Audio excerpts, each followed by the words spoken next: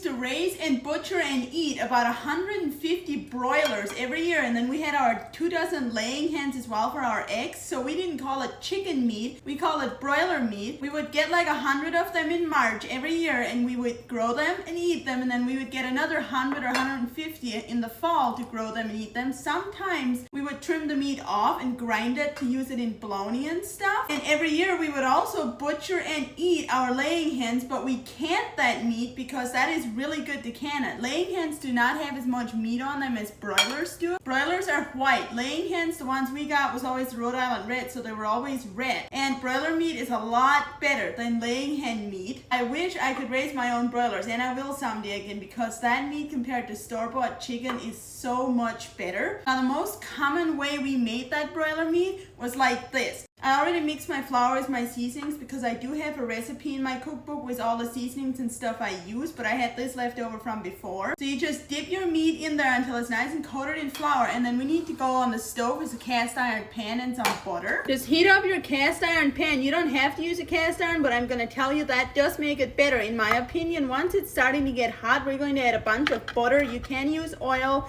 I've always used butter, so that's what I prefer. And you don't have to use a specific measurement. I just like to do quite a bit. Once your butter is nice and melted, and it does not have to be brown, we're gonna put our chicken in there nicely. I'm using boneless, skinless thighs. You can use chicken breast, bone-in chicken, whatever you want, but chicken breast does not have to do all the steps that you do with this. Now with bone-in, I like to marinate or soak it in salt water for 24 hours before using it, because that just makes it better. And we're just gonna leave this on here and let it fry nicely until it's brown and crispy on one side. As soon as your meat is nice and brown and crispy on one side, we're going to flip it over. We're just gonna let it fry on the other side as well. Once it is done, we're gonna take it out, and you need to put it into a baking dish. I'm using just a regular casserole. And if you're making bone-in, you wanna make sure you put the thighs and the legs on the bottom, because those take longer to get tender. And we're just going to dump a little bit of water in the bottom there. We cover it and we stick it in the oven to bake it until it's done. And this will take longer or shorter depending on what it is. And if you're using chicken breast meat, you don't need to bake it. Once your chicken is tender, you get it out of the oven, you're ready to serve it. And we usually eat this with mashed potatoes or noodles or both, even with some gravy. And it is, in my opinion, the best way you can make chicken. You can make it so it's falling apart tender or just tender enough to eat it. It's up to you. And the smell of frying and baking this brought back so many memories.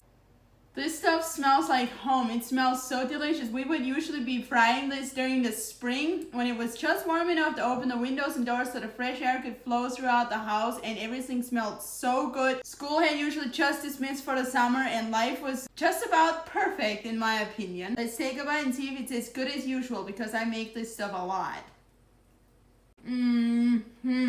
It's just plain over the top. You have to try it. This is also really good with coffee soup. We had that sometimes for supper and we loved it. If you think you need a recipe to follow to make it, I do have my recipe with measurements and everything in my cookbook under Easy Fried Chicken. The cookbook is on my website socialsbylavina.com, which I've linked on my profile, or depending what platform you're on, it is in the caption of this video. Or you can just go to your browser app and type socialsbylavina.com into your search bar. My website will pop up and the cookbook is linked there. It has over 220 Amish recipes in it from my childhood. So I hope you guys go try this, especially if you grow your own chickens, because it is even better with your own chickens. Enjoy!